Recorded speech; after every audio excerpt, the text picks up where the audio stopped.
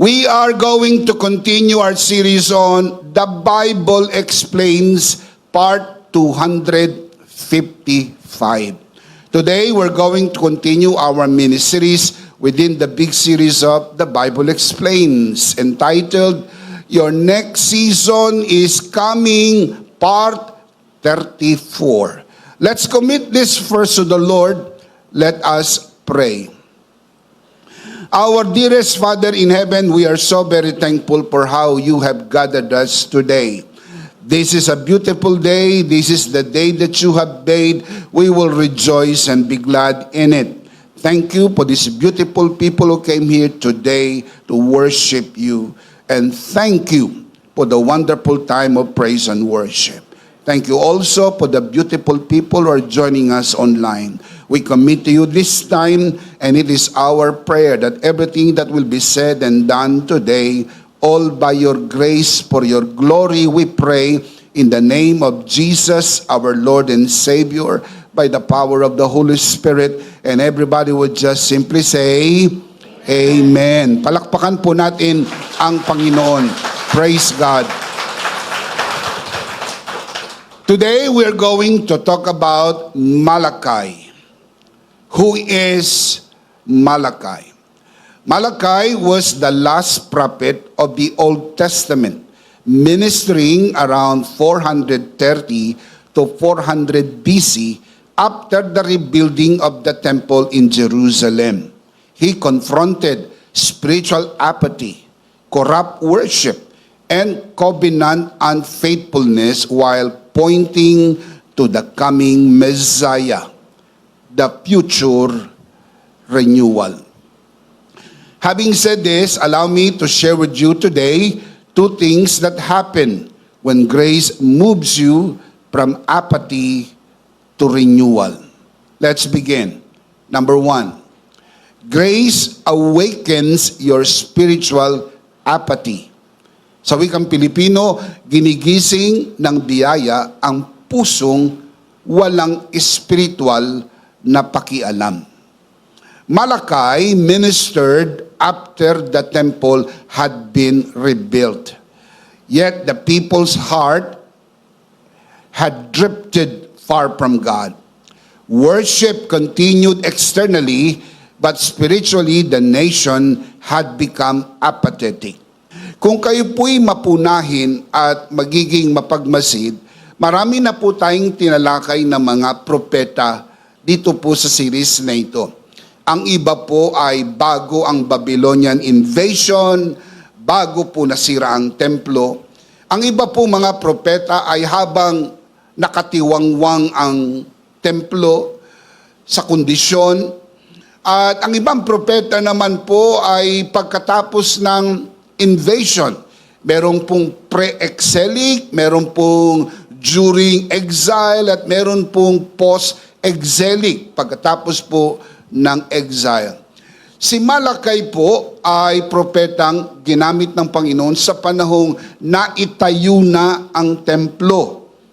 Nagsimula na po ang paghahandog, nagsimula na po ang pagsamba sa pamagitan ng mga sacrifices na ino-offer po sa templo. Yun ang context ng istorya po ni Malachi. Pero sa halip na mamintini ang excitement ng kanilang pagsamba at paglilingkod sa Panginoon, many of them, if not all of them, to be fair, many of them became apathetic. Ano ibig sabihin ng apathetic? Walang pakialam. Sila po'y yumaman at nagkaroon ng sariling mundo. Nakabili sila ng sariling mundo. Buhay ko, bahay ko, profesyon ko, trabaho ko, umiikot na lang ang buhay nila doon sa kanilang sariling mundo.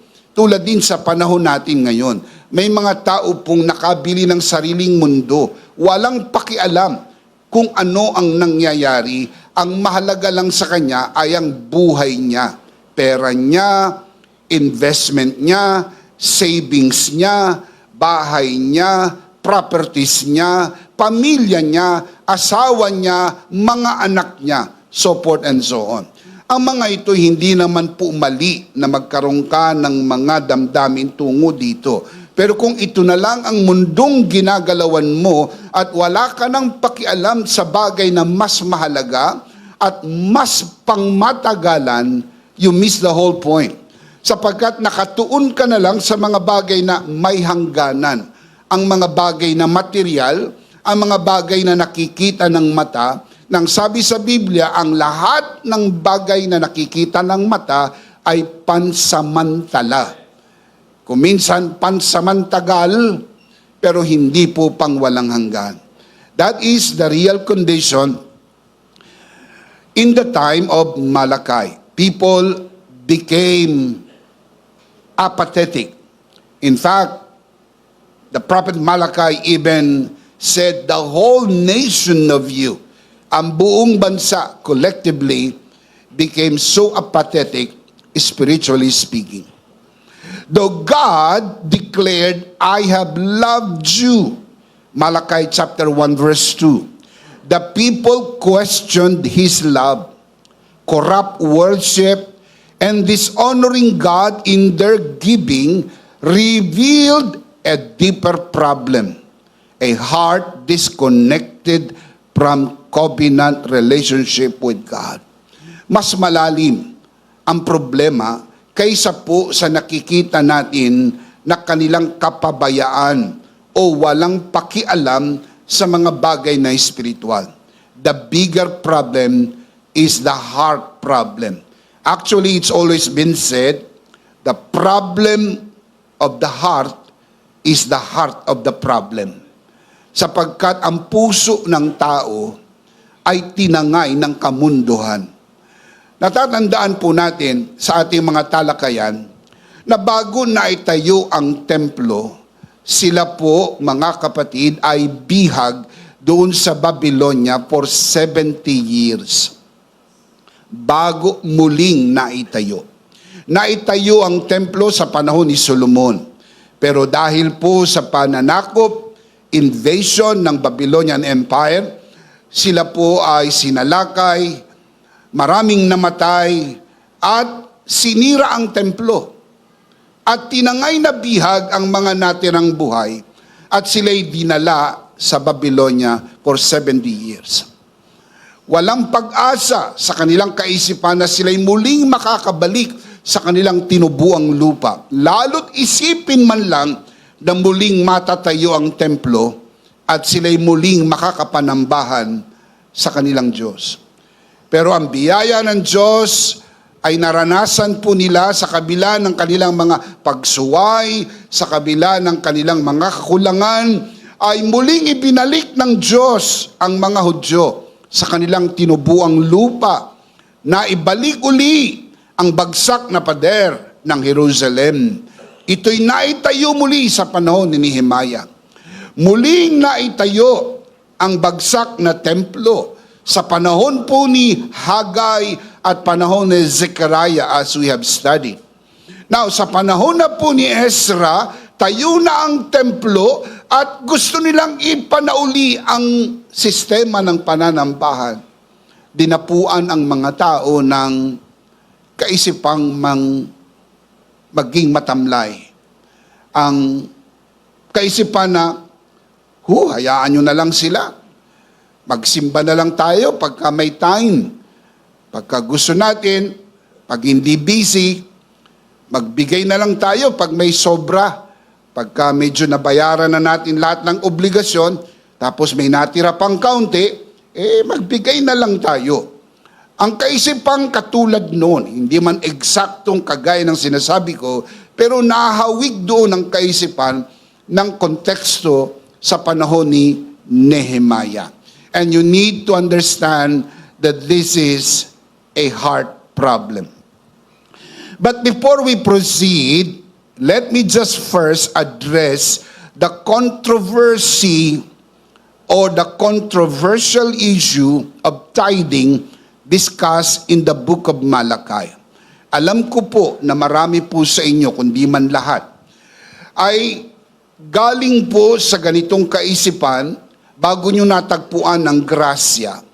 Sa simbahan pinupuntahan po ninyo dati, ang mga mensaheng naririnig po nyo, ginagamit ang Malakay chapter 3 upang bigyang diin ang pag-iikapo.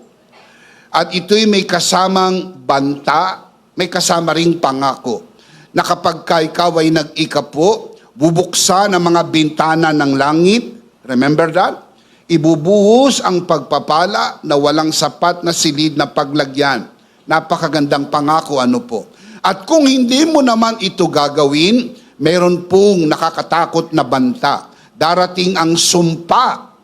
At dahil sa nervyos mo na sumpain ka, ikaw ngayon ay napilitang mag-ikapo.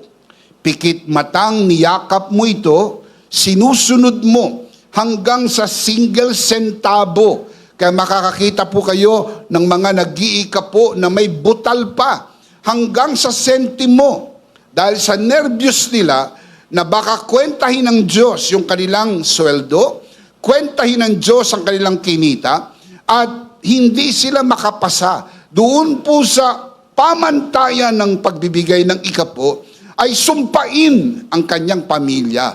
Dumating ang sakit, dumating ang salot, malugi ang negosyo, matanggal sa trabaho, so forth and so on. Are you familiar with that kind of teaching? Tinatanong ko po kayo.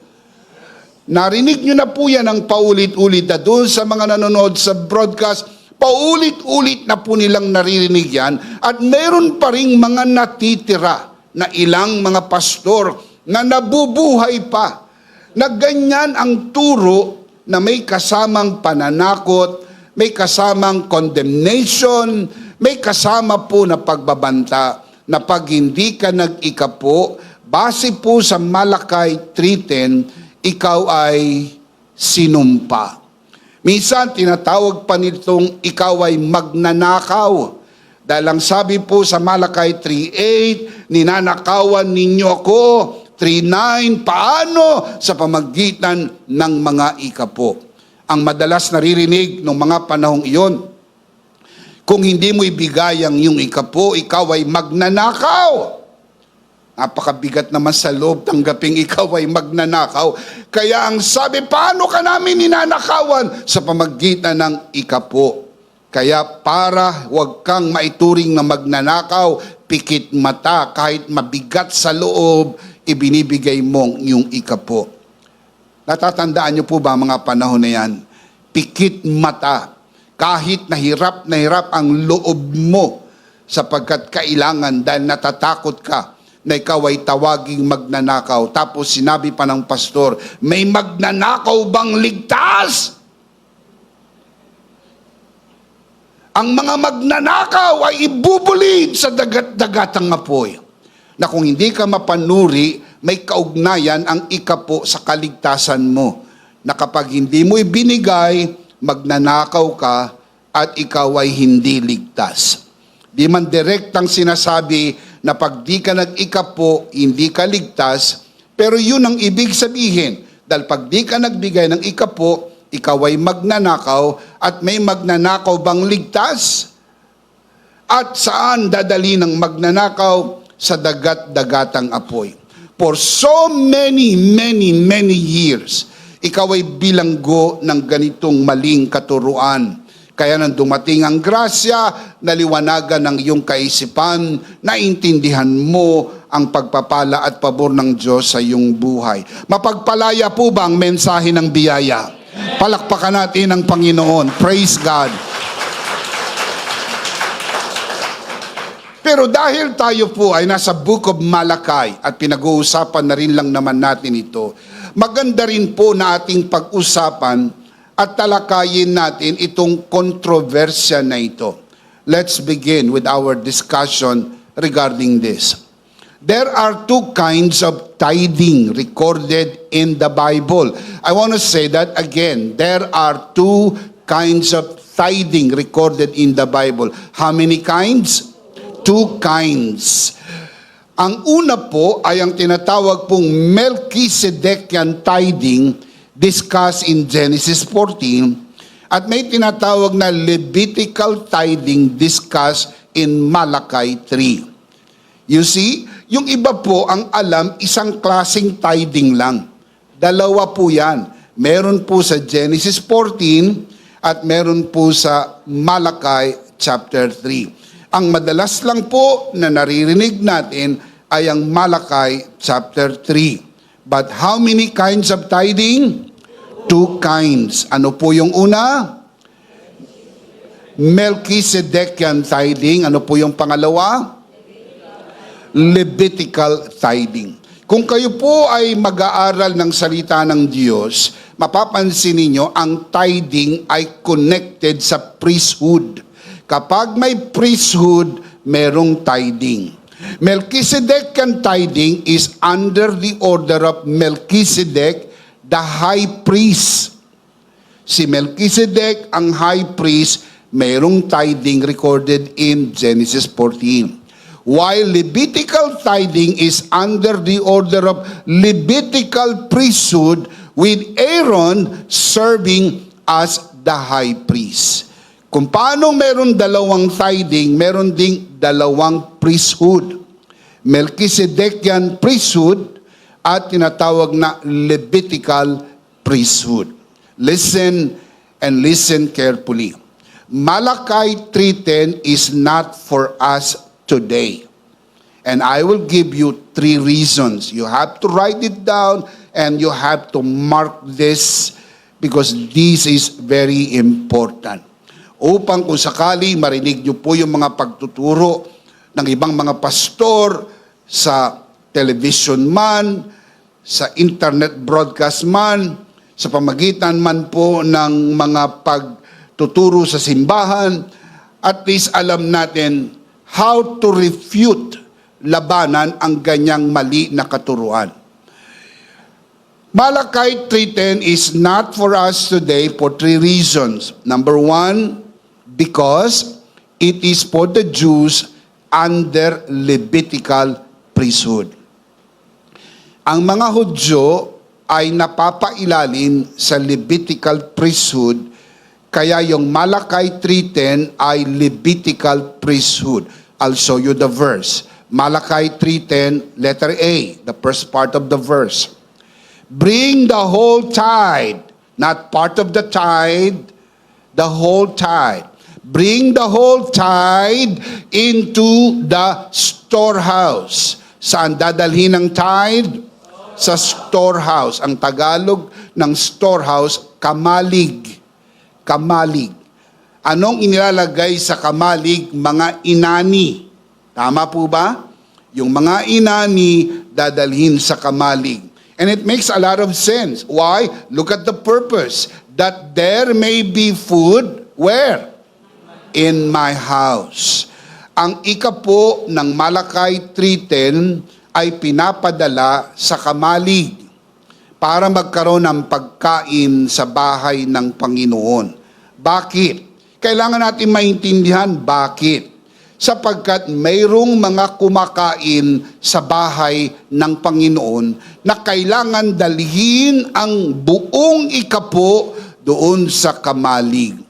Marami mga pastor, ginagamit po ang verse na ito noong unang panahon at mayroong pang natitira kaunti sa panahon ngayon, na ang tinatawag daw na storehouse ay ang church. At ang tinatawag daw po na pagkain sa bahay ay pagkain ng mga pastor at mga full-time workers. Kaya ginaganyak ang mga tao na mag-ikapo para magkaroon ng pagkain ang mga pastor o mga full-time workers na naglilingkod sa bahay ng Panginoon. Ang tawag po doon, spiritualizing. Walang kaugnayan ang storehouse sa church. Ito po ay kailangan natin maintindihan sapagkat ito'y address sa mga Hudyo. Let me explain it this way. Ang mga Hudyo ay meron pong 12 tribes. 12 tribes. Nang sila po ay pumasok na sa Promised Land, ang 11 tribo ay binigyan ng mana. Ang tribe of Levi, walang mana. Sapagkat sila po'y itinalaga ng Panginoon para maglingkod sa templo. Kaya po ang tawag sa kanila Levites dahil galing sila sa tribe of Levi. Sa 12 anak ni Jacob, isa ay itinalaga para maglingkod sa templo. Si Aaron ay nasa tribo ng Levi. Kaya siya po yung first high priest ng Levitical priesthood. Sabi po sa Numbers 18, ang mga Levita ay walang mana dahil ang Panginoon ang kanilang mana. Pagdating sa Numbers chapter 18, mababasa po natin na binigyan po ng instruksyon ng 11 tribo na magbigay ng 10% of their income to the Levites. 10%. Ulitin ko po. Numbers 18, ang mana po nila ay ang Panginoon, Levites. Numbers 18 verse 24, ang mga tribes, 11 of them, were instructed na magtabi ng 10% at ibigay sa Levites. Kung babawasan po ang 10 ng 10%, ang matitira po sa bawat tribo ay 90%. If you do the math, 100% minus 10%, 90% ang may iwan. Correct? Bawat tribe. Kung ang bawat tribe magbibigay ng 10% doon po sa Levites, ang matatanggap ng Levites ay 110%. Because 11 times 10 equals 110. They got more. Wala silang nakuhang mana, they got more. Because they were committed to serve the Lord. Ano po ang mensahe na yon? Maliwanag. Na kapag nagpasya ang taong maglingkod sa Panginoon, hindi po siya lugi. In fact, angat at lamang siya kaysa sa iba sapagkat ang kanyang mana ay ang Panginoon.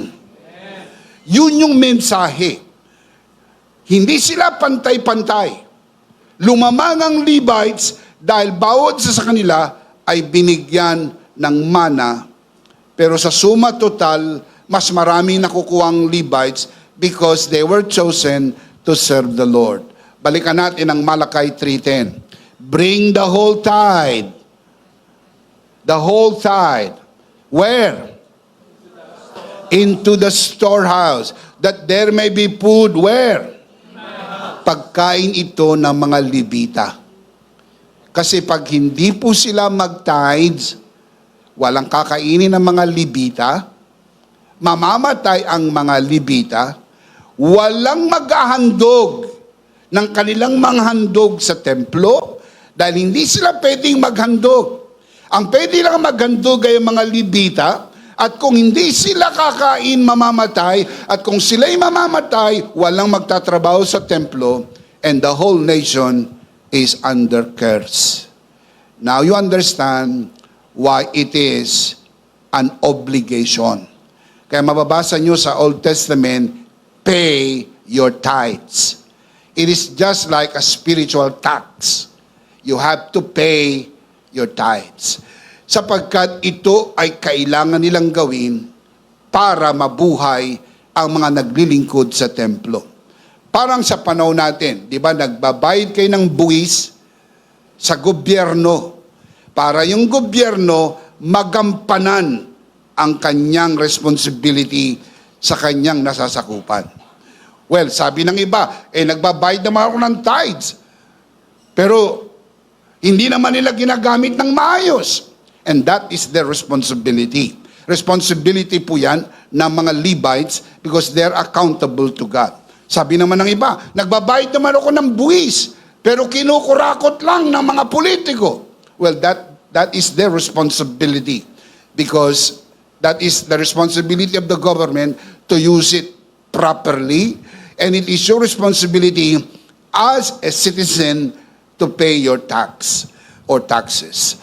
Now, spiritually, sa panahon po nila, ang tithing ay spiritual tax. Number one reason, because it is for the Jews under Levitical priesthood. Number two reason, Malachi 3:10 is not for us because we are not under Levitical priesthood. Dahil hindi tayo kasali sa Levitical priesthood, hindi tayo kasali sa alituntunin nito. Kumbaga, let me put it this way. Kung hindi ka American citizen, hindi ka saklaw ng batas ng Amerika. Tama po ba? Natanong ko po kayo, tama po ba? Sa makatwid, sinasaklaw ka nung batas na yan o alituntunin kung ikaw ay kasali o kasama. Dahil hindi ka kasama sa Levitical priesthood, hindi ka kasama sa alituntunin nito. Kasi po, maging si Jesus ay hindi po part ng Levitical priesthood. Hindi po. I'll show you in a little while. Si Jesus po ay galing sa Melchizedekian priesthood. I'll show you the verse. Hebrews 6:20. Where Jesus, who went before us, has entered on our behalf, alang-alang sa atin, He has become a high priest for how long? Forever, in the order of Melchizedek. Kaya si Jesus po ay high priest in the order of Melchizedek, not in the order of Levitical priesthood. Tayo hindi kasali kasi hindi po tayo Hudyo. Kung gusto mo, magpa-blood test ka. Hindi ka Hudyo, Bisaya ka gyud. Doon sa mga nanonood sa broadcast. At hindi tayo mga Hudyo by blood, hindi tayo kasama sa 12 tribes of Israel, kaya hindi tayo saklaw ng Levitical priesthood, hindi rin tayo saklaw ng Levitical tithing. So ang Malachi 3:10 ay Levitical tithing. Hindi po yan itinuturo sa loob ng simbahan. Itinuturo po yan sa loob ng sinagoga. At ang mga nakikinig dyan ay ang mga Hudyo. Because they were all under Levitical priesthood. Number 3. Our blessings in Christ are not tied to giving. Kay Kristo, ang ating mga pagpapala ay hindi konektado sa iyong pagbibigay. Malaki ang diferensya. Dahil sa lumang tipan, kailangan mong magbigay para mabuksan ang bintana ng langit at ibuhos sa iyo ang pagpapala na walang sapat na paglagyan. Mula sa natanggap mo na yan po ay dahil sa ikaw ay nag-ikapo. Kaya ang susi ay ikapo. Ang sagot, nakupo.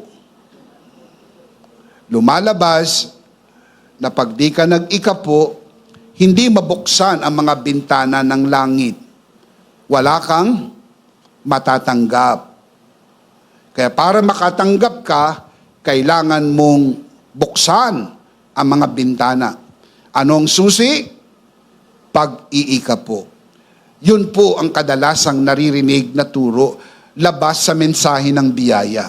Na ngayon naiintindihan nyo na kung bakit ang ilang mga pastor ay ayaw ang mensahe ng biyaya. Sapagkat tatamaan po nito yung nakasanayan po na nila na pagkolekta ng ikapo sa kanilang mga miyembro na kanilang nakasanayan. May kasabihan kasi, mahirap nang baguhin ang nakasanayan na. Alam niyo po, pag ang sasakyan mo ay Wigo, madaling mag-U-turn kahit saan. Pero kung ang dala mong sasakyan ay 18-wheeler, hindi ka maka-U-turn just anytime. Yung mga malalaking denominasyon, parang 18-wheeler. na kahit minsan bukas na ang mata, hindi ho maka-U-turn sapagkat marami pong tatamaan. Yung mga maliliit na simbahan, mga independent churches, mga maliliit lang ang sukat, they can easily make a U-turn pag naintindihan na nila, naunawaan na lang mensahe, just easy, next Sunday, next month, nababago nila agad because maliit lang ang simbahan. Marami po mga bishop at mga pastor na nakakausap ko na kumbinsido sa turo na ito. Pero ang sabi nila, ano naman ang gagawin ko? Paano ko naman yan gagawin? Hirap na hirap po sila and it becomes a struggle. Let me show you Malachi 3:8 hanggang 10. Dahil ang totoo, kung gusto yung maramdaman ang verse 10, kailangan yung basahin ng 8 and 9. Dahil nandun sa 8 and 9 po ang bigat ng verse 10. Verse 8, will a man rob God? Yet you rob me. But you ask, how do we rob you? In tithes and offerings. You are under a curse. You see, robbing God equals to curse.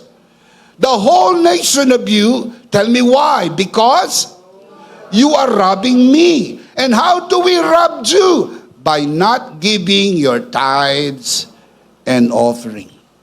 Na bakit po ang hindi pagbibigay ng tithes and offering ay katulad ng pagnanakaw? Kailangan maintindihan natin, bakit ganun na lang ang sentimiento ng Diyos?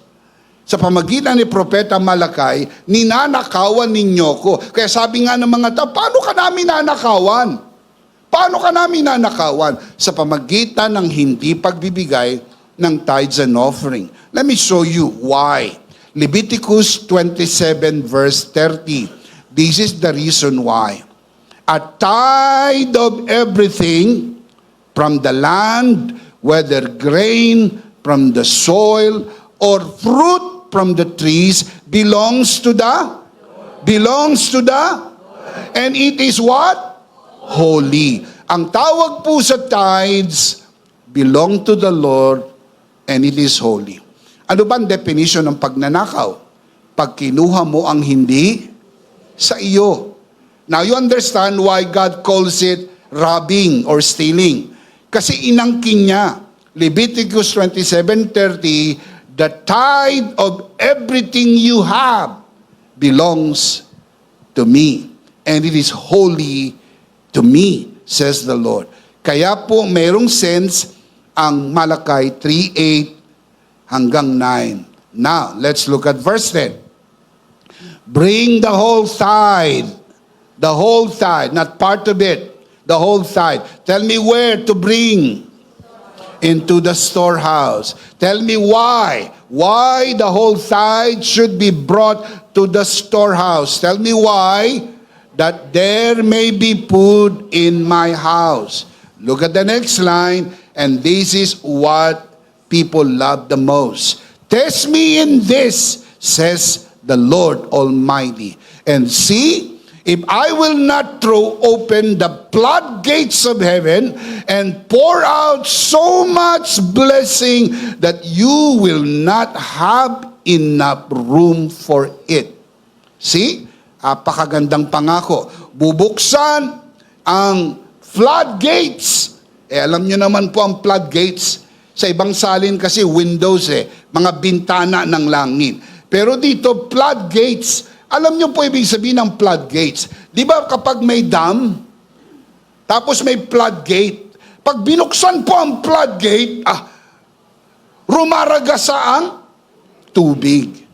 Ang susi para sa floodgate ng pagpapala, ayon sa Malachi 3:10, ay ang tithes. Pag ibinigay mo ang yung tithes, mabubuksan ang floodgate, babaha ng pagpapala. Rumaragasa ng pagpapala. And that is what people love the most. Kaya ho, kung hindi man dahil sa takot, kung hindi man dahil sa nervyos, kung hindi man dahil sa banta ng sumpa, nagbibigay pa rin sila ng tithe sapagkat ang kapalit ng tithes nila ay rumaragasa na pagpapala. Sa makatwid, ang motivation, either fear or greed. I want more, so I give more. I want more, so I give more. Give more so you can get more. Give more so you can get more. And never you will ever be satisfied with greed. Maniwala po kayo, ang greed ay katulad ng bubble gum. Sa una lang po may lasa. Pero kahit wala ng lasa, nguya ka pa ng nguya ka pa ng nguya. And sometimes you want more than you can use or spend. Napansin niyo po, Mama Dave, no one can regulate greed.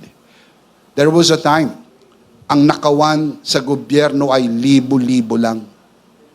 Diba? There was a time, ang nakawan sa gobyerno ay milyon-milyon lang. Pero ngayon, ano nang nakawan? Billion, with a capital B. Billion na. Sipin nyo, bakit? Kasi hindi po mareregulate ang greed. Once ang puso sinakmal po ng greed, never you will ever say, enough. Tama na to. Never you will ever say that. You want more, you want more, you want more, you want more. And that is the problem. That is why the Bible teaches giving to regulate your heart. Kasi once the heart becomes greedy, you will never enjoy what God has given you.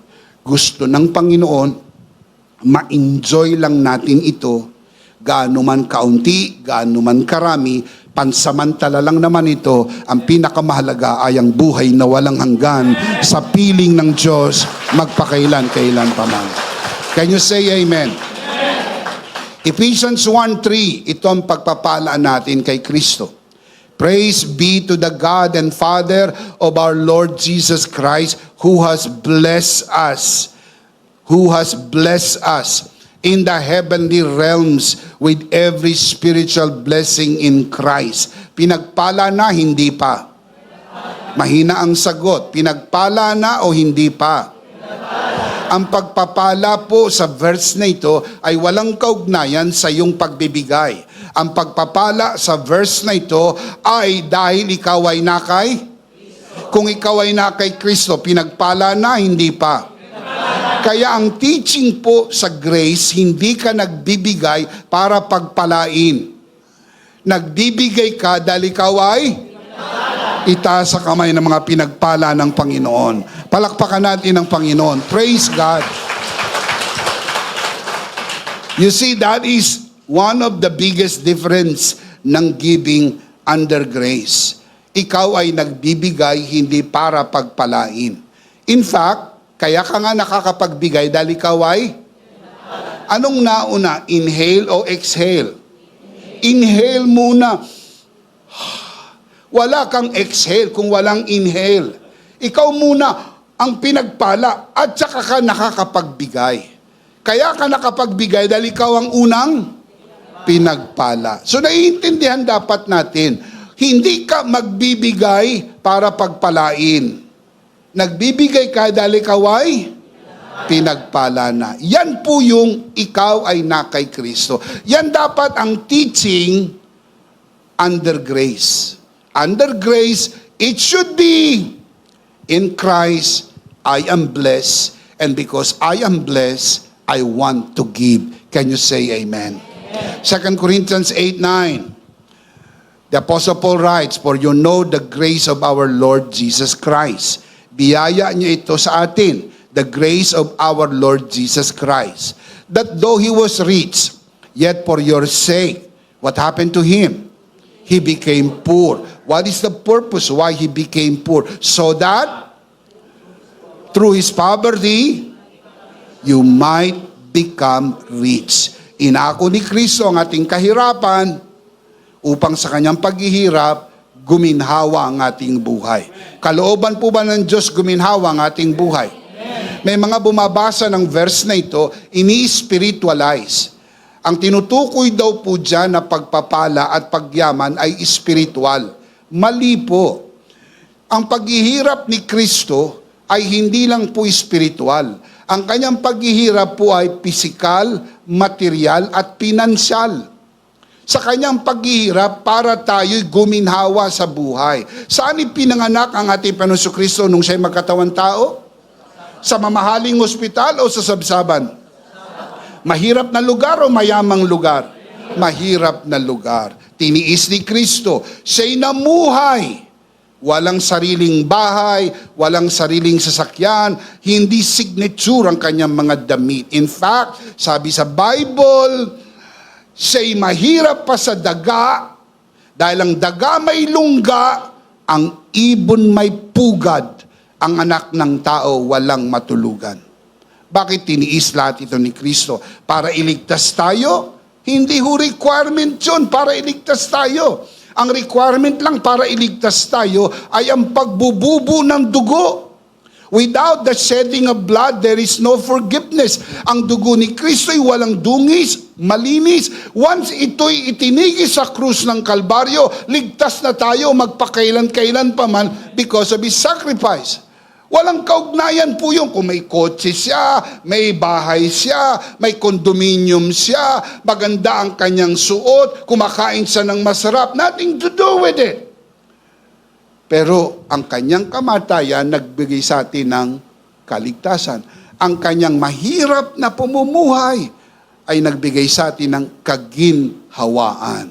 Ngayon, sabi ng iba, nagtuturo daw tayo ng prosperity gospel. Hindi po. Nagtuturo tayo ng gospel of grace. Ang prosperity part lang ng gospel of grace. Hindi po tayo nagtuturo ng poverty. Nagtuturo tayo ng prosperity. Pero ang prosperity po ay part ng gospel, hindi po yun ang gospel. Naunawaan po ba natin, mga kapatid? That is very important. Why? Kasi ang ating pagpapala, walang kaugnayan kung nag-iikapo ka o hindi ka nag-iikapo. Ang pagpapala mo ay regalo ni Kristo sa iyo dahil ikaw ay na kay Kristo, pinagpala ka at pinaburan. Shout amen. Remember, in Christ, I am blessed and highly favored. In Christ, I am rich and godly. Can we say that together? In Christ, I am blessed and highly favored.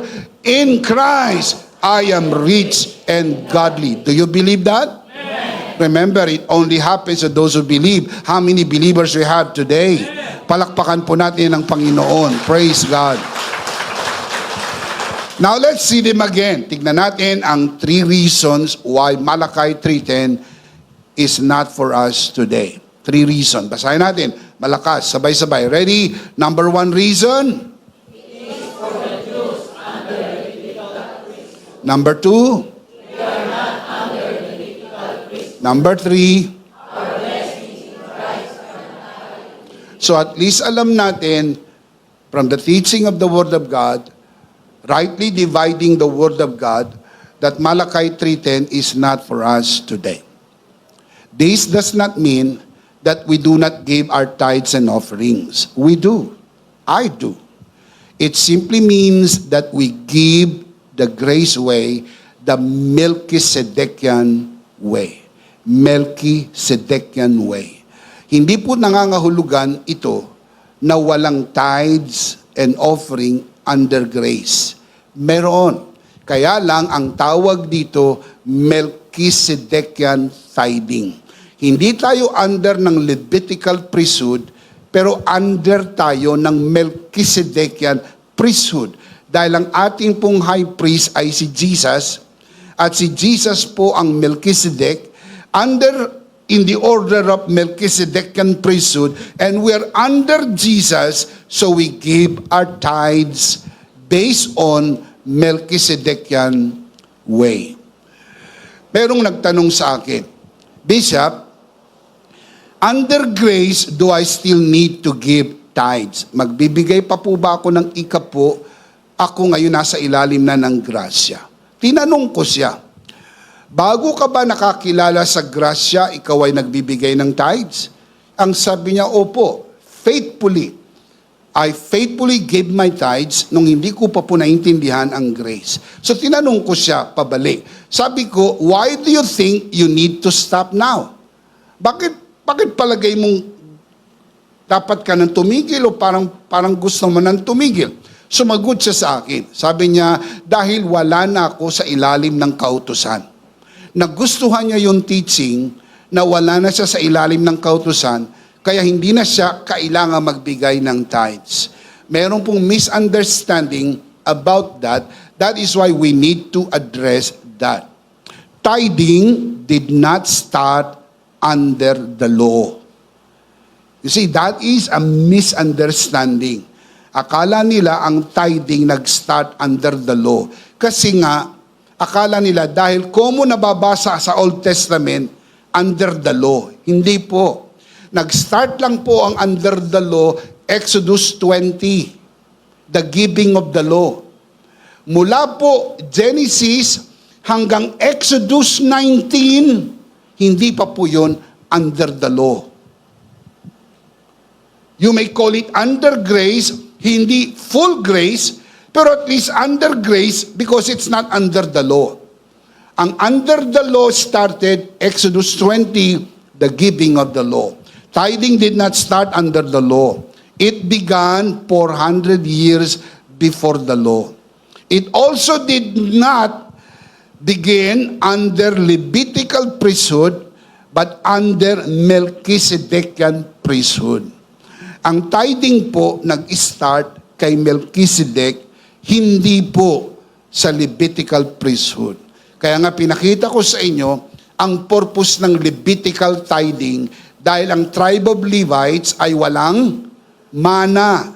Remember, I explained that. Panahon po ni Melchizedek, wala pa pong tribes. Wala pa pong 12 tribes. And I want to be even more exact, ni wala pa pong Israel. Wala pang Jacob, wala pang 12 tribes. Meron lang si Abraham. At si Abraham po ay hindi pa Hudyo. Siya po'y hintil. Nakatira po siya sa Ur of Chaldees. Siya po ay sumasamba sa Diyos-Diyusan. Nang siya'y tinawag ng Panginoon at nakipagtipan ng Diyos kay Abraham, nag-start lang po ang mga Hudyo sa panahon ni Jacob. Abraham, Isaac, Jacob. Jacob pinalitan ng Israel. Israel nagkaroon ng 12 sons. Remember? Yung 12 sons nagkaroon ng mga anak, naging tribes. Kaya ang tawag doon ay 12 tribes of Israel. Isa doon ay ang tribe of Levi, walang mana, kaya sabi doon sa 11, suportahan ninyo yung Levites. Kaya pumasok ang Levitical priesthood. Kailan nag-start yon? Under the law. We are not part of it. Pero ang Melchizedekian, part tayo. Kasi it started under grace. May not be full grace, pero at least under grace. Jesus is Melchizedek, and we are under Jesus, and we give it based on Melchizedekian tithing. There is a rule in hermeneutics. We call it the rule of first mention. I will explain this rule because this is a very important rule. When you interpret the scripture hermeneutically, you have to use principles in governing, in learning the meaning of the text. What is the rule of first mention? This is the meaning. The rule of first mention means the first time a subject appears in the Bible, it often gives the basic meaning that helps us understand it throughout the scripture. Mahalaga po sa rule na ito, tignan mo kailan unang nabanggit. Then from there, maintindihan mo na ang basic meaning ng tithing. Kasi kailan unang binanggit. Hindi po under the law. Unang binanggit ito, Genesis 14. 400 years before the law. The rule of first mention. I'll show you. Genesis 14 verse 18 up to verse 20. Then Melchizedek, king of Salem, brought out bread and wine. That is the shadow of the finished work of Jesus. The bread, the body, the wine, the blood. Sa Old Testament, meron ng shadow of the finished work of Jesus Christ. So ang basis nito ay the finished work of Jesus. Melchizedek, king of Salem, brought out bread and wine.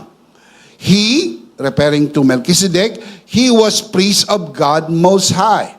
Si Jesus under Melchizedekian priesthood. And, look at this, and, verse 19, and he, referring to Melchizedek, he blessed Abram. He blessed Abram. Pinagpala ni Melchizedek si Abram, saying, Blessed be Abram by God Most High, Creator of heaven and earth. Anong ginawa ni Melchizedek kay Abram? Binless itong si Abram. Verse 20, anong kasunod ng 19? 20. And blessed be God Most High, who delivered your enemies into your hand. Ang context niyan, nagtagumpay itong si Abraham sa kanyang pakikibaka laban sa kanyang mga kaaway. Look at the next line. What happened after that? Then, Abram gave him, referring to Melchizedek, a tenth. Sa King James, a tithe of everything. The rule of first mention, this was first mention. Unang nabanggit ang tithe dito. Ang Hebrew word ng tithe, maaser. Maaser. Dahil ang ibig sabihin ng eser, 10. Maaser, 10%. Maaser. Pagka noun po yan, noun. Noun. Pag ginawa mong verb, to give tithe, magbigay ng ikapo, ang Hebrew, asar. Na, naiintindihan nyo kung bakit may naaasar. Kasi ang Hebrew word ng give your tithes, sa Hebrew, one word lang asar. Maaser, eser, asar. Mga kapatid, 10% napakaliit dito sa bagay na naiwan kaysa sa ibinigay. Kung 10% ng ibinigay mo, ilan ang naiwan? 90. So this is not even a problem of money. It's a problem of the heart. Bakit?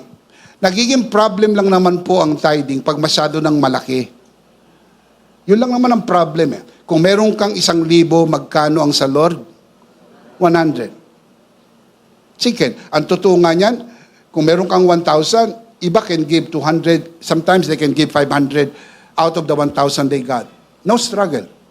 Pag meron ka 10,000, magkano kay Lord? 1,000. Pag meron kang 100,000, magkano kay Lord? 10,000. Pag meron kang 1 million, magkano kay Lord?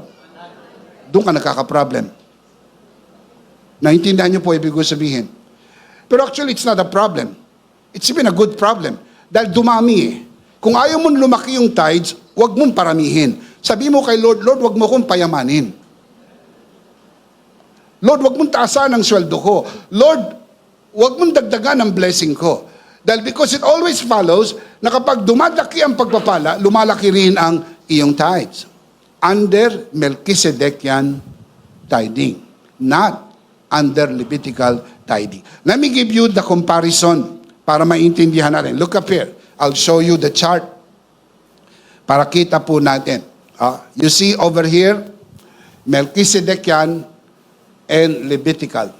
Ang basis ng Melchizedekian ay Genesis 14, verse 20. Ang basis po ng Levitical ay Malachi 3:10. Ang basis po ng Melchizedekian before the law, 400 years before the law. Ang basis po ng Levitical under the law. It started under the law. Ang Melchizedekian ay voluntary. Mapansin nyo doon sa story ni Abraham, walang nagsabi sa kanyang magbigay ng tithes. Hindi siya sinabihan ni Melchizedek, magbigay ka ng tithes. Yung pong pagbigay niya ng tithes kay Melchizedek, response niya yon doon sa blessing na ibinigay sa kanya. Did you get that? Walang utos, walang command. na give your tithes. Sa Melchizedek yan, hindi utos. Voluntary. Pero mali din pag sinabing wala ng tithes. Kasi pag binasa mo ang Bible, meron eh. Hindi naman natin po pwedeng, under the law. Hindi po under the law to, dahil ang law nag-start Exodus 20. Ang Genesis po hindi under the law. Whereas ang Levitical compulsory. In fact, binasa natin sa Malachi 3, 8, 9, and 10. Pag di ka nagbigay ng ikapo, ikaw ay magnanakaw at ikaw ay nasa ilalim ng sumpa. So kailangan mo talaga magbigay ng tithes under Levitical priesthood. Pero sa Melchizedek yan, voluntary. Kusang loob lang. Kami nagtanong, Bishop, kung di po ba ako magbigay ng ikapo, pupunta pa rin ako sa langit? Oo naman. Oo naman. Madali kang pupunta sa langit. Hindi makaka-apekto ito ng iyong kaligtasan. Insulto sa tinapos na gawa ni Kristo, pagkang ikapo ay idinuktong mo sa kaligtasan. Napakalaking insulto. Hindi mo nakakapagligtas ang ikapo. Pero, yan ay response mo doon sa blessing na binigay sa'yo. Kaya magaang ang tithing kapag naintindihan mong pinagpala ka eh. Tignan mo yung buhay mo dati, tignan mo yung buhay mo ngayon, ang laki na ng inunlad mo, alam mo na yan ay hindi swerte, hindi jackpot, alam mo hindi dahil sa galing mo, hindi ka ganyan kagaling. Kung kilala mo ang sarili mo, hindi ka ganyan kagaling, pero binigyan ka ng Lord ng wisdom, ikinonect ka sa tamang tao, He guided you, He blessed the works of your hand, and look at what you have right now, so much more than you can spend. Dami mo nang naimbak kaysa sa kakayahan mong gumastos, pero hindi dahil magaling ka, kundi dahil pinagpala ka ng Panginoon at pinaburan ka ng Panginoon. Amen. Sa Melchizedek yan, as you can see on your screen, ito po'y minimum giving. Starting point lang. Kasi there was a time, si Abraham nagbigay mas malaki sa tithes.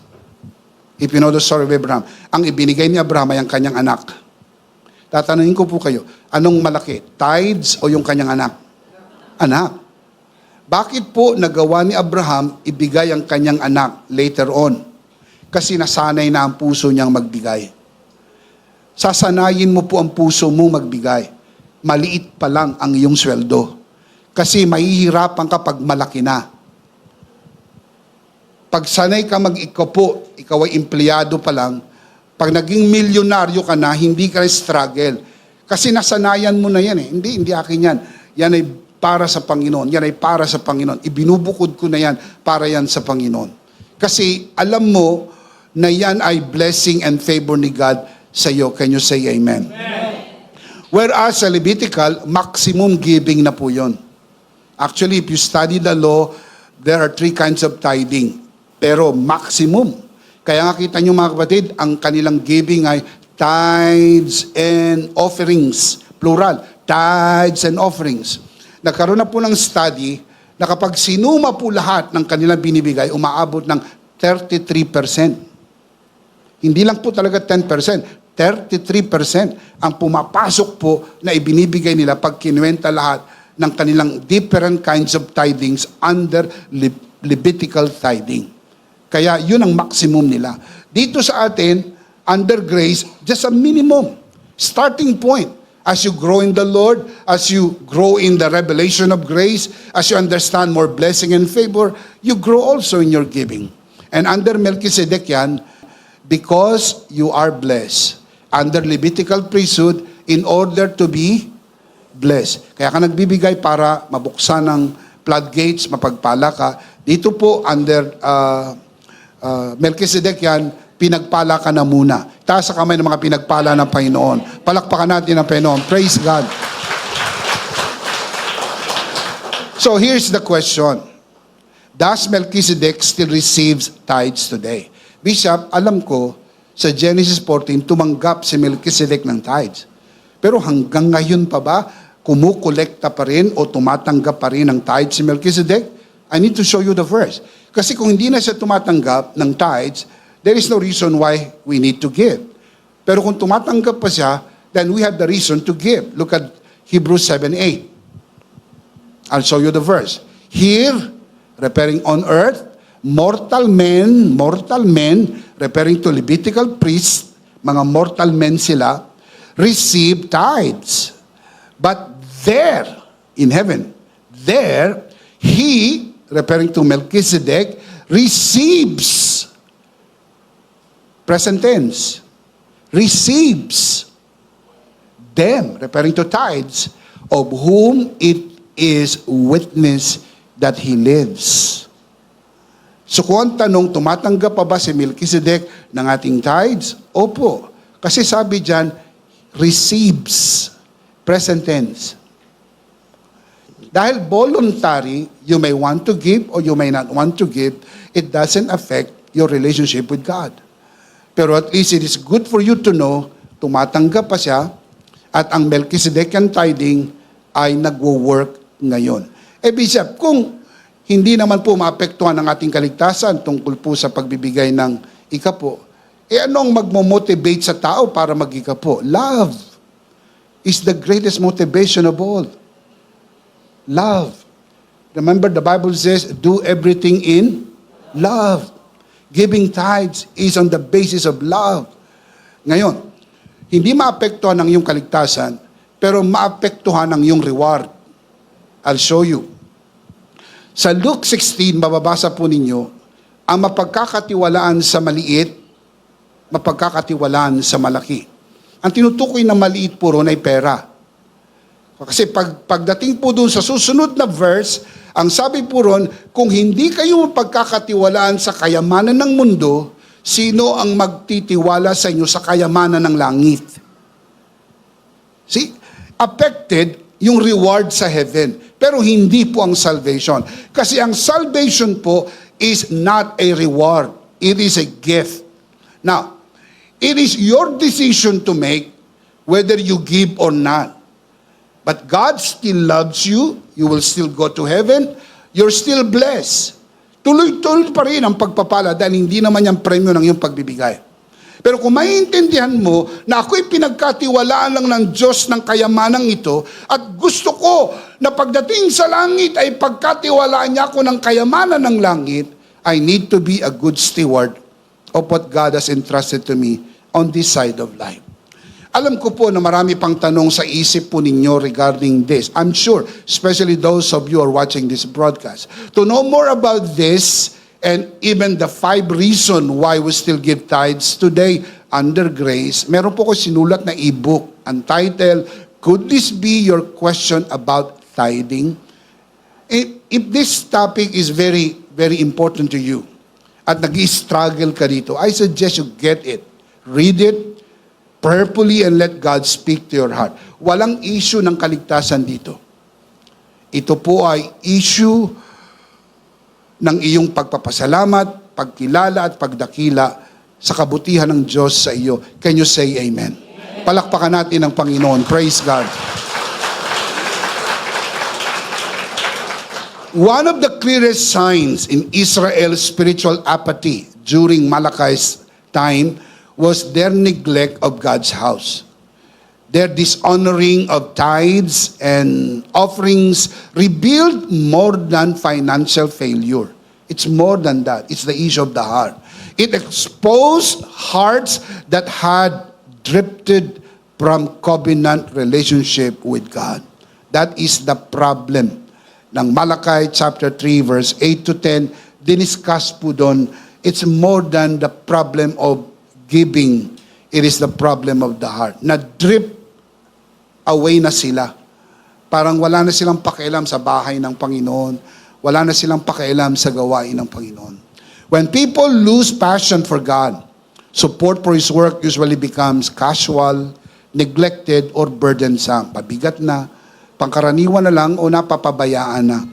Grace therefore calls the heart back, not merely to giving, but to honoring God again from sincere devotion. Again, from sincere devotion. Not obligation, devotion.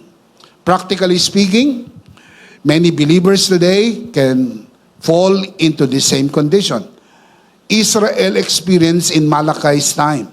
Church attendance may continue while intimacy with God fades. Parang nagiging mechanical na lang, pero wala na po yung intimacy. Something that you felt the first time you got in love with Jesus. Remember your first love? I'm asking a question. Remember your first love with God? Yung unang tumibok ang puso mo sa Panginoon, you love Him. Gusto mo araw-araw, linggo, gusto mo maglingkod, gusto mo magbigay, gusto mo sumamba. And you have to remember your first love. Worship can become routine, giving pressure, nabibigatan ka na, pinipilit ka na. Prayer, empty repetition, parang paulit-ulit na lang na dasal. Yet grace lovingly awakens the heart again, not through condemnation, but through renewed revelation of Christ and His finished work. Remember, our worship and even our giving comes from a heart full of gratitude. Pag punong-puno ka ng pagpapasalamat sa ginawa ni Kristo, na hindi ka lang niligtas, ikaw ay pinagaling, pinagpala, pinaburan, at biniyayaan ng Panginoon. Lahat ng mayroon ka ay biyaya ng Panginoon. Mas magaang na sa iyo ang magbigay. When grace awakens the heart, spiritual passion returns. Worship becomes alive again. Prayer becomes intimate. Fellowship again. And giving becomes generous and joyful again. Remember those days when you are so very happy na pagtanggap mo ng payslip mo, pagtanggap mo ng sweldo mo, you're so excited na itabi ang para sa Panginoon. Kung nagagawa mo yun dati under the law, you have more reason to do it under grace because you understand that you are not doing this to be accepted, to be blessed. You are joyfully doing this because you have been accepted and you have been blessed by God. Palakpakan natin ang Panginoon. Praise God. Praise God. Number 1, grace awakens your spiritual apathy. Number 2, I'm starting to close. Grace moves you from apathy to renewal. Inaakay ng biyaya mula sa walang pakialam tungo sa bagong sigla. Although Malachi confronted the problem of spiritual apathy, his message ultimately pointed forward to the coming of Yeshua HaMashiach, Jesus the Messiah. Malachi prophesied, I will send my messenger who will prepare the way before me. Malachi chapter 3 verse 1. Pointing to John the Baptist, who came in the spirit and power of Elijah to prepare the hearts for the Lord. Sabi sa Luke 1:17, sinabi po ni Angel Gabriel kay Zechariah na ang magiging anak mo, ang kanyang magiging gawain ay magkakaroon siya ng espiritong katulad ng kay Elijah to prepare the people's heart for the Lord. It happened. Yun po yung prophecy na yan. In Malachi chapter 4 verse 2, Christ is prophetically revealed as the Son of Righteousness, bringing healing, righteousness, and salvation. You see, the book of Malachi is not all about tithing. It's only part of it. Meron pa rin pong parte ang book of Malachi, nothing to do with tithing. It is everything to do with the prophecy of the coming Jesus, the Son, S-U-N, the Son of Righteousness. Ultimately, Malachi's message and all the scripture points to Christ and His finished work. Because true renewal from spiritual apathy is found only in Him, referring to Christ. Wala si Kristo, walang renewal. Kaya alam ni Malachi, para ma-renew ang mga tao, sa sigla nilang maglingkod sa Panginoon, they have to be pointed to the coming Yeshua HaMashiach. Tayo sa panahon natin, para maintindihan natin yung renewal, yung sigla ng ating paglilingkod sa Panginoon, we have to look back to what happened on the cross. Sila, they need to look forward to the coming cross. We need to look back para bumalik ang sigla. Kasi baka minsan nakalimutan natin na si Kristo hindi lamang po namatay sa krus ng Kalbaryo para iligtas tayo. Siya rin po'y namatay sa krus ng Kalbaryo para bigyan tayo ng mas maraming dahilan para maglingkod sa ating Panginoon. Palakpakan natin ang Panginoon. Praise God. Praise God. Hebrews chapter 10 verse 1, the law is only a shadow of the good things that are coming, not the realities themselves. Everything you can read under the law, everything you read under the law, hindi po yun ang reality. Shadow lang yun ni Jesus. Colossians chapter 2 verse 16 to 17, therefore, do not let anyone judge you by what you eat or drink, or with regard to religious festival, or a new moon celebration, or a Sabbath day. Verse 17, these referring to what just mentioned in verse 16, eating, drinking, festival, etc., etc. These are hindi po sinabing these are shadows. Hindi plural, di ba? Hindi sinabing these are shadows. These, plural, are a singular. These are a shadow. Kasi isa lang ang sinashadow ng buo ng kautusan. There is only one shadow. There is only one shadow. The shadow of the things that were to come. The reality, however, is found in si Christ po ang sinashadow, si Christ po ang reality. Remember, you don't have to be a scholar to know this. Kapag may shadow, merong reality. Alisin mong reality, walang shadow. Walang building, walang shadow. Walang taong nakatayo, walang shadow. Kaya mayroong shadow ng puno dahil may totoong puno. Correct? Alisin mo ang totoong puno, walang anino. Kaya may anino dahil mayroong reality. The reality is Jesus Christ. Can you say Amen? Palakpakan natin ang Panginoon. Amen. Praise God. John 5:39, you diligently study the scriptures because you think that by them you possess eternal life. These are the scriptures that testify about me. Sabi ni Jesus, ang buong kasulatan ay tungkol sa Kanya. He even said, Moses wrote about me. Luke chapter 24 verse 27, kausap niya yung dalawa sa daan ng Emmaus after he rose from the dead.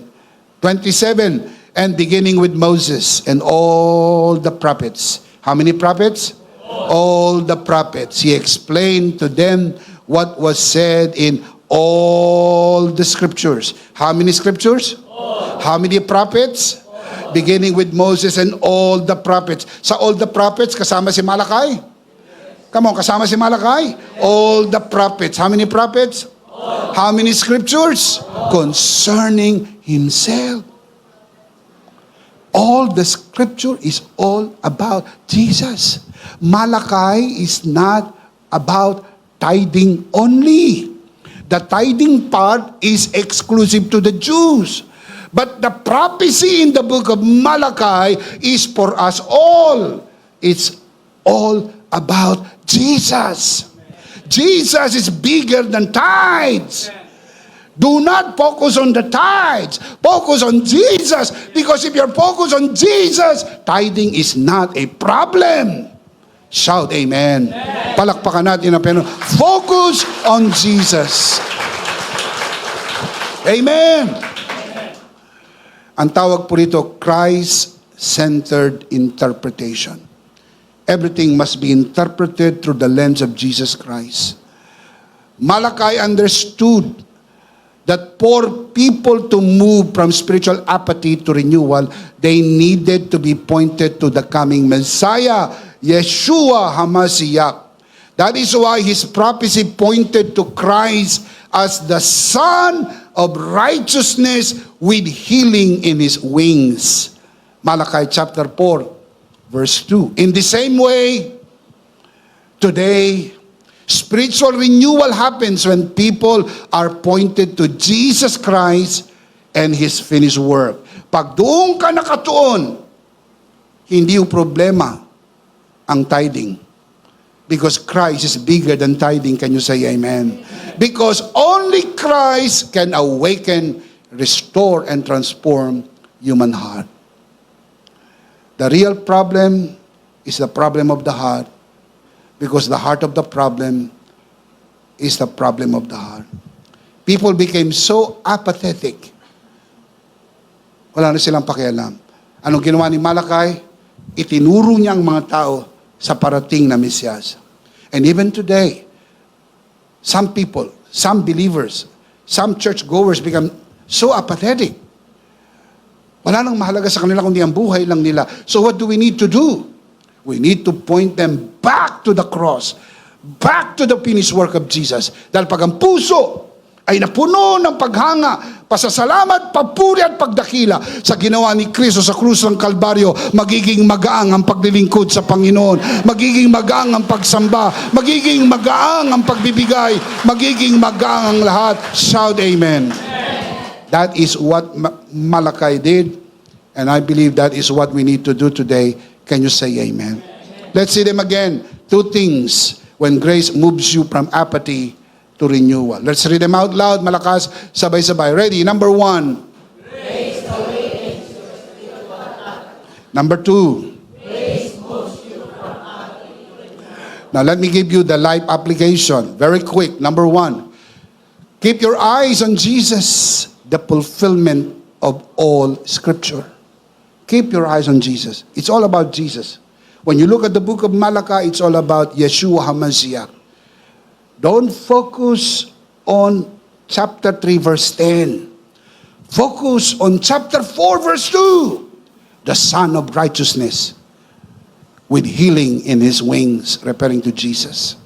Malachi ministered during the time when people continued religious activity but had lost their passion for God and even for the house of God and for the service. That is why his message ultimately pointed to Christ, Yeshua HaMashiach, the coming Messiah, the Son of Righteousness with healing in his wings. Malachi chapter 4 verse 2. In the same way today, renewal happens when believers keep their eyes on Jesus and his finished work. Can you say amen? Amen. Because all Scripture, not some, not part, but all Scripture ultimately leads to him. Can you say amen? Amen. Number 2, restore the passion in your worship, service, and faithful giving. Ibalik mo ang sigla ng pagsamba, paglilingkod, at matapat na pagkakaloob. Dati mo naman niyang ginagawa. Kilala mo ang iyong sarili. Dati mo naman niyang ginagawa. Mas may dahilan kang, mas masigla ka ngayon. Sapagkat nagagawa mo nga yan dati, hindi ka pa siguradong ligtas eh. Mas masigla ka dapat ngayon dahil alam mo, ligtas ka na. Pinatawad ka na. Ang pangalan mo nakasulat sa aklat ng buhay. Tagapagmana ka ng buhay na walang hanggan. Pinagpala ka, pinaburan ka, pinaunlad ka ng Panginoon. Say amen. In Malachi's time, the people continued their religious activities, but their hearts had grown cold toward God.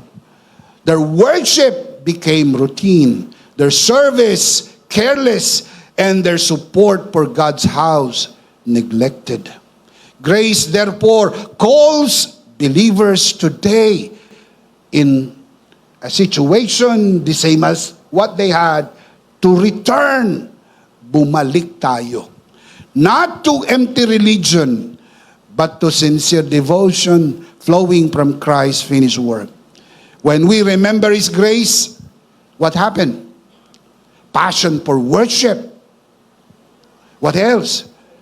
Joyful service. What else? Faithful giving are restored from the heart. Kapag bumalik na po, ito ay dahil inalala natin, we remember what Christ did for us on the cross. Can you say amen? Let's see them again. Dalawang life application, malakas, sabay-sabay. Basahin po natin. Ready? Application number 1. Number 2. And the big idea is, the next season of your life is where grace moves you from spiritual apathy to renewed service. I believe every one of us is being moved by the grace of God into this next season. Of course, we do not want to end this broadcast without giving you the opportunity to receive Jesus today, to move you to the next season, the season of salvation through Jesus Christ. Kung nais mong tanggapin ang Panginoon Jesus sa iyong puso bilang Panginoon at sarili mong tagapagligtas, lahat ang narito sa bulwagan na ito, lalo na sa nanonood sa broadcast, taas natin ang ating dalawang kamay, ipikit natin ang ating mata, iyuko natin ang ating ulo, sumunod tayo sa panalangin ito. Panginoong Jesus, ako po'y makasalanan, hindi ko po kayang iligtas ang aking sarili. Ako'y mapapahamak ng hiwalay sa iyo. Narinig ko po ang mabuting balita. Ako po'y naniniwala. Tinatanggap kita sa aking puso bilang aking Panginoon at aking tagapagligtas. Salamat po. Pinatawad mo na ang aking mga kasalanan.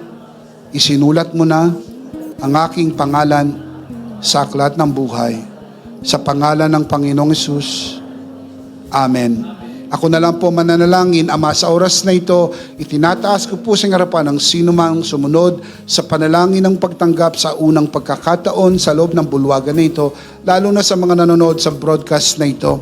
Pinagkakatiwala po namin sila sa iyong kagandahang loob na sila'y lumago sa biyaya at sa bagong natagpuang pananampalataya sa pangalan ng Panginoong Hesus. Tayong lahat ay magsabi ng Amen. Palakpakan natin ang Panginoon. Praise God.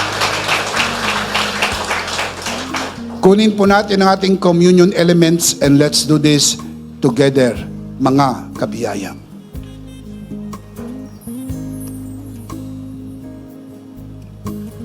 Alright, let's do this together, mga kabiyaya. Hawak-hawak natin ang pinakamakapangyarihang simbolo ng tinapos na gawa ni Kristo sa krus ng Kalbaryo. Itong aral na tinanggap ko sa Panginoon at ngayon naman ay binibigay ko sa inyo. Nang gabing isa'y pagkanuloy dumampot siya ng tinapay, kanyang pinagpiraperso at kanyang sinabi, ito ang aking katawan na pinagpiraperso dahil sa inyo. Gawin niyo to bilang pag-alaala sa akin. Sabay-sabay po natin gawin.